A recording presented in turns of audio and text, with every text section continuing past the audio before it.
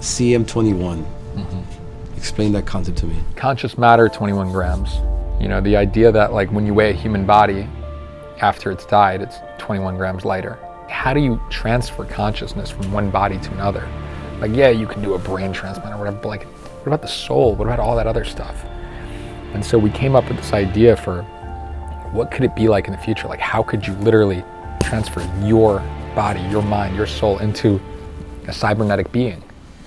And that's Conscious Matter 21. How you guys came up with all this? Is there some inspiration? Is it some movies? Is it books that you read? We just took mushrooms and that was That's what I want. This is a story about Nick Rose, one of the OGs of Web3, a man with a vision to change the future of gaming.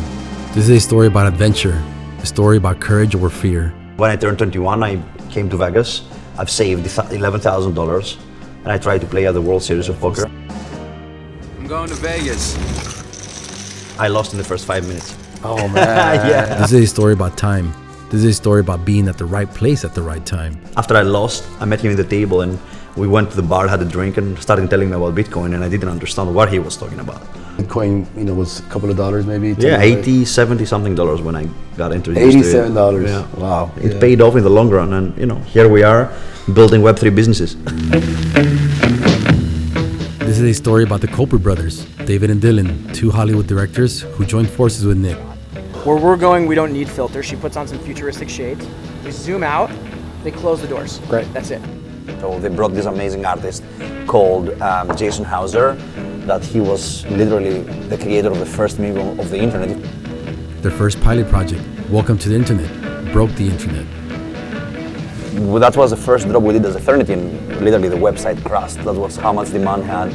Yeah, and sold out for about $700,000, I think. This is the first of many. Like, what can we do together? What's the big project? There's many times where he's like, this is gonna happen. With Eternity, signing Messi was huge for us. And I remember when it was just us two having a conversation, he was like, we're gonna sign Messi. And I was like, okay. And he's like, no, we will.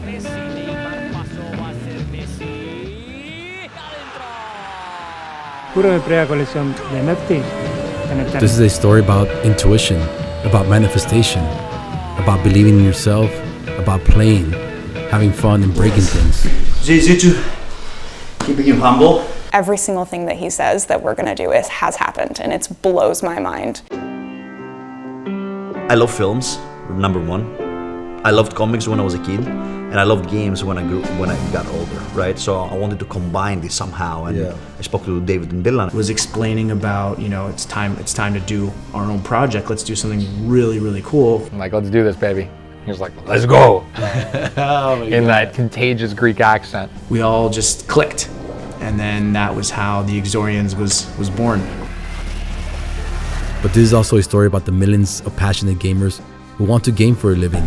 Back in the day, the stereotype of someone who plays video games all the time was a loser, you know, right? Now we're literally flipping that, and you're gonna be a winner. Like, you're actually gonna be a winner. Making money will be actually based on your abilities, mostly to play.